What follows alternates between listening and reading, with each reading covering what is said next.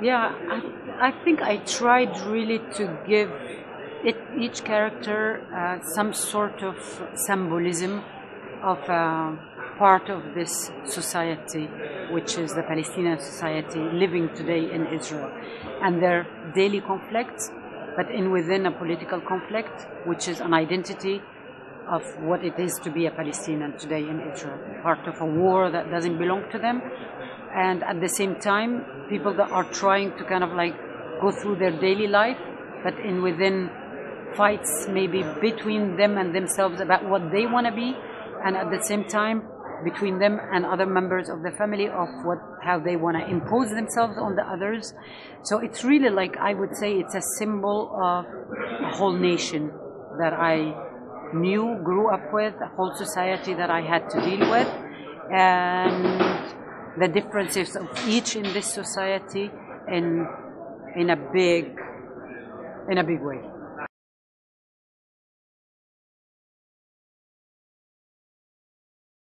Yes and no. Yes and no, in the sense that I think every character in the movie, for me, is part of my life, but at the same time is not a person in my life.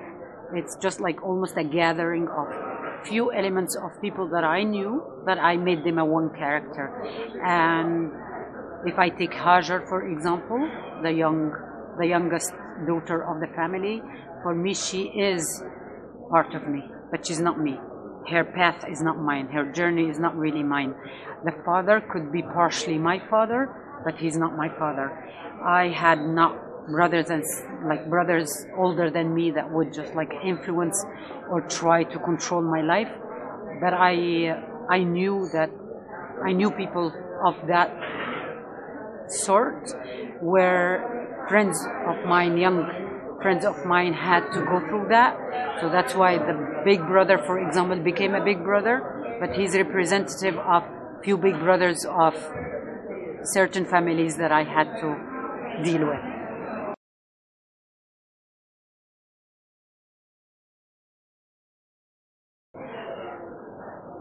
You know, like while I was writing the script, I tried to kind of place this family in a context, which is something that I couldn't neglect because it was forcing itself on me.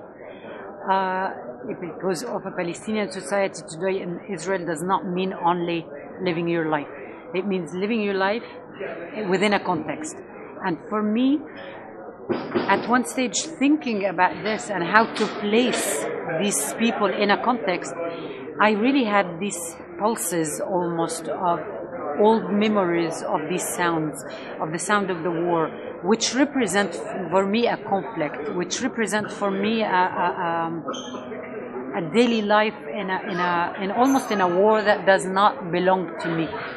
And being a kid that grew up in these wars in a way is something that really kind of kept almost haunting me at one stage, where I just decided that this is it. Maybe this is where I should go for.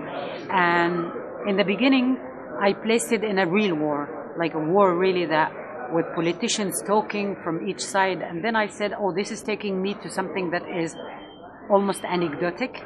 And I wanted to kind of like keep this atmosphere to be something that almost a creativity of the human being in within a sort of memory that he's been through. And because I did grow up in that sound almost, so it just like really at one stage imposed itself on the script, and I went for it. Now the concept of it, of how to make it, while I was shooting, I really didn't know if I will succeed, if I won't succeed, if it will work, if it will not, well, it wouldn't work. And then with my sound designer, I think we really kind of worked very hard to get that to work in the movie. And then in the mixing the levels, I think at one stage it became to be much more present than other moments, and depending as well on how the dramatic build-up of each scene and in each conflict and the whole, like build-up arc of the whole drama of the movie would go with that sound.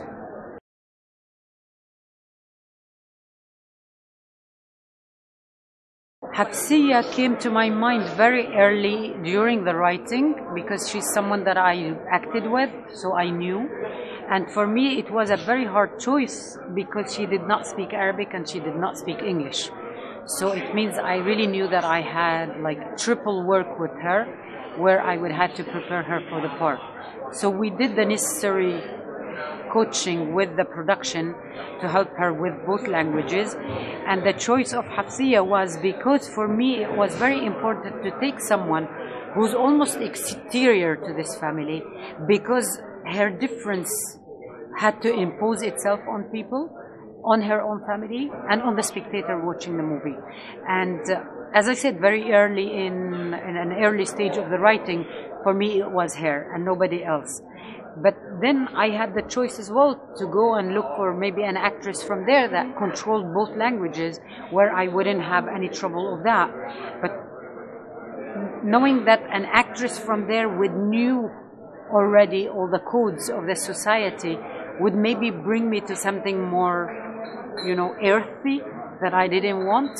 I just like kind of always imagined Hafsia being the character that would be almost imposed in that way, where she's just like something from somewhere else. And all she's trying to do is basically live her simple life with her difference and imposing that on her family. It was more right to me that it's someone who looked like Hafsia, behaved like Hafsia, than a woman that would be maybe from there and would start imposing her, you know, fighting knowledge of fighting a society or fighting a father or fighting. So I thought like her exterior side to the story would add something that I really was looking for.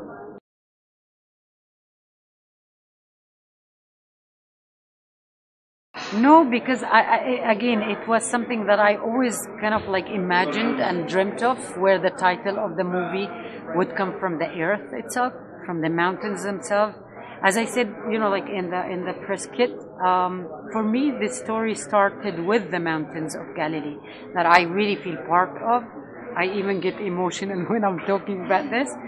And leaving the story by leaving everybody almost buried in these mountains.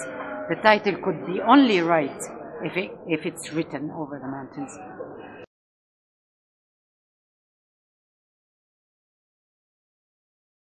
Because it's a beautiful. I mean, when they brought posters to me to put really on the set, in the different like sets that I had to shoot in my art department, you know, I chose things that go with characters. But because it was Hafsia's room, Hajar's room, it had to be different, and it had to be from somewhere else, something that had to go with the character.